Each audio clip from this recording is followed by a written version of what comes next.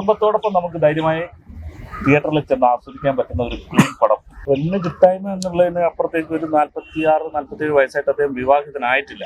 അതെന്തുകൊണ്ട് എന്നുള്ളൊരു question mark അവിടെ ഉണ്ട്. പുഷ്പാങ്കതിനെതിരായിട്ട് നിൽക്കുന്ന ആൾ ഒരു ചെറിയ വില്ലനാണ്, വില്ലൻ നല്ലതാണ്. അങ്ങനത്തെ ഒരു കഥാപാത്രമുള്ള ക്യാരക്ടറാണ്. അല്ല, പ്രകൃതിയുടെ ഒരു വളരെ മനോഹരമായ പ്രകൃതിയാണല്ലോ വയനാട് എന്ന് പറയുന്നത്. അപ്പോൾ അത് ഒരു മെയിൻ കാരണമാക്കി. പിന്നെ നമുക്ക് ആവശ്യമുള്ള പോലെ ചില ദൃശ്യങ്ങളൊക്കെ അവിടെ കിട്ടും എന്ന് മനസ്സിലായതുകൊണ്ടാണ് അങ്ങനെ ചെയ്യാൻ താല്പര്യം.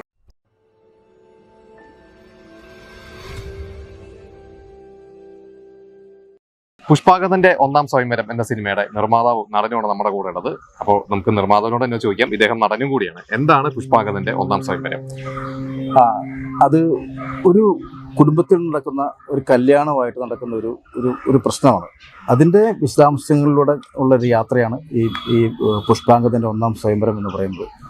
അത് എനിക്ക് തോന്നുന്നു കുറച്ചുകൂടെ നന്നായിട്ട് ഗിരീഷ് പറയുന്നത് തോന്നുന്നു. ഗിരീഷ് ഈ സിനിമയുടെ മുഖ്യ കഥാപാത്രമാണ്. അപ്പം ഗിരീഷിന് പറഞ്ഞാൽ കൊള്ളാം. മുഖ്യ കഥാപാത്രം ഞാനല്ല, മുഖ്യ കഥാപാത്രം ഉണ്ണിയേട്ടനാണ്. പിന്നെ സാർ പ്രൊഡ്യൂസർ കൂടിയായിട്ടുള്ള ജോസാർ അതിലൊരു ത്രൂ ഔട്ട് ഒരു ഗംഭീര വേഷം ചെയ്തിട്ടുണ്ട്. പിന്നെ നല്ല നല്ല കലാകാരന്മാർ നമ്മുടെ ടെലിവിഷനിലൊക്കെ പരിചയമായിട്ടുള്ള രമേഷ് കാപ്പാടിനെ പോലത്തെ, സുരേഷ് പോലത്തെ, അല്ലേ? അതെ, തീർച്ചയായും കൂട്ടായ്മയുടെ സിനിമയാണ്. ഒരു വന്നു പോകുന്ന ആൾക്കാരാണ്. പക്ഷെ ഉണ്ണിയേട്ടനാണ് അതിൽ ത്രൂ ഔട്ട്, സാർ അതിൽ ത്രൂ ഔട്ടാണ്. അതായത് കുടുംബത്തോടൊപ്പം നമുക്ക് ധൈര്യമായി തിയേറ്ററിൽ ചെന്ന് ആസ്വദിക്കാൻ പറ്റുന്ന ഒരു ക്ലീൻ പടം, ഫാമിലി എന്റർടൈൻമെന്റ്. ഈ ഒരു സിനിമയ്ക്ക് ഈ ഒരു പേരിടാൻ കാരണം എന്താ പറയുക? ഞാൻ ചോദിച്ചു, ഇതിന്റെ ഒരു ഇൻവിറ്റേഷൻ പോലെയൊക്കെ ഇറങ്ങിയിരുന്നല്ലോ ഒരു കല്യാണം. ഇത് ഈ പറഞ്ഞ പോലെ ഒരു പെണ്ണ് കിട്ടാത്ത നടക്കുന്ന ഒരു ചെറുപ്പക്കാരൻ കല്യാണം, അങ്ങനത്തെ പ്രശ്നങ്ങൾ ചർച്ച ചെയ്യുന്ന ഒരു സിനിമയാണോ? എന്താണ് ഇതിന്റെ ഒരു കഥ?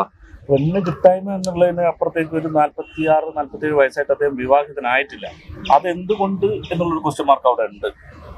അതിനൊരു ആൻസർ കണ്ടെത്താൻ വേണ്ടിയിട്ട് വിവാഹാലോചനകൾ നോക്കുന്നു, ആ കല്യാണം നിശ്ചയിക്കുന്നു.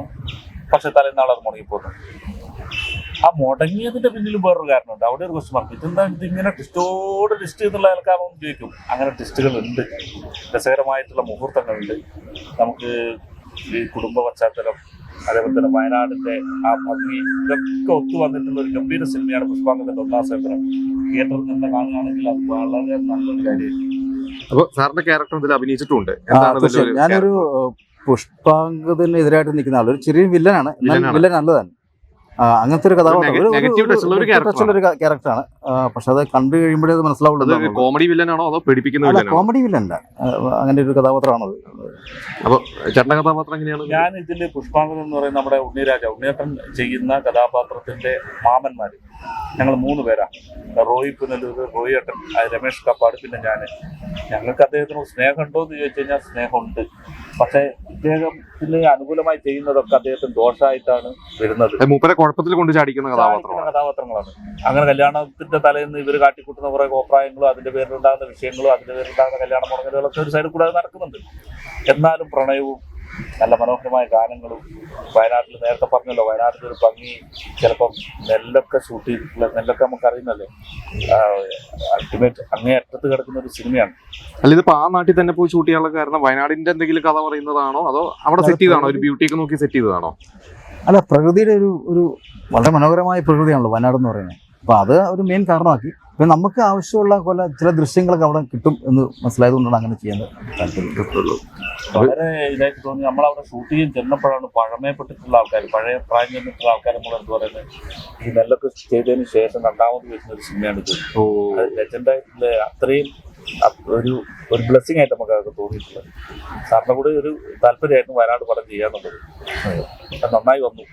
അപ്പൊ എന്തായാലും ഇപ്പൊ തിയേറ്ററിൽ ജനുവരി 16-ന് തിയേറ്ററിൽ എല്ലാവരും ഓഡിയൻസിനോട് എന്താണ് പറയാനുള്ളത്? ഓഡിയൻസിനോട് ഒറ്റ അപേക്ഷയുള്ളൂ, ഇത് ഒരു കുഞ്ഞു സിനിമയാണ്.